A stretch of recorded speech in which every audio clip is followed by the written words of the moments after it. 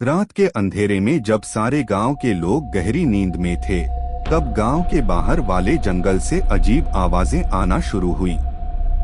ये आवाजें हर रात बढ़ती जा रही थीं, जैसे कोई पुकार रहा हो, कोई मदद मांग रहा हो।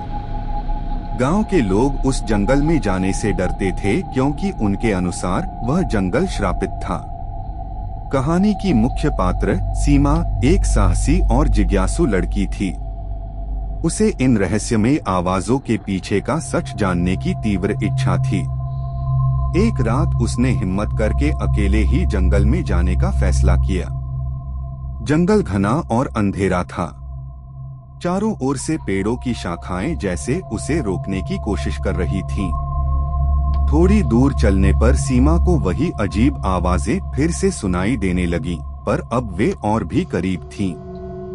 उसकी सांसें तेज हो गईं, दिल की धड़कन बढ़ गई, लेकिन उसने अपने कदम पीछे नहीं खींचे। वह आवाजों की दिशा में बढ़ती रही। अचानक उसे एक पुराना जर्जर घर दिखाई दिया। वह घर सुनसान और भयावह था। सीमा ने हिम्मत कर उस घर के अंदर जाने का फैसला किया। जैसे ही वह अंदर गई, दरवाजा खुद ब खुद बंद हो गया।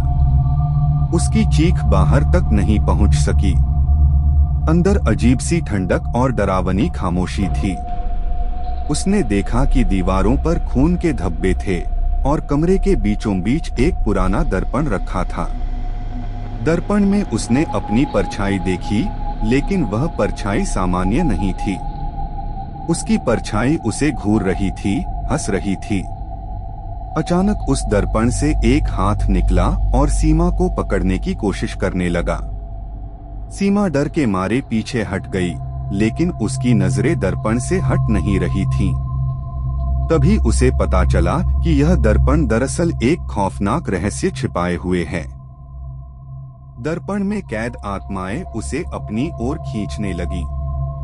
सीमा समझ गई कि जो लोग इस दर्पण को छूते हैं, वे हमेशा के लिए इसमें कैद हो जाते हैं।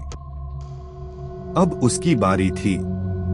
क्या वह इस श्रापित दर्पण के चंगुल से बच पाएगी, या फिर वह भी उन आत्माओं की तरह इसमें फंस जाएगी?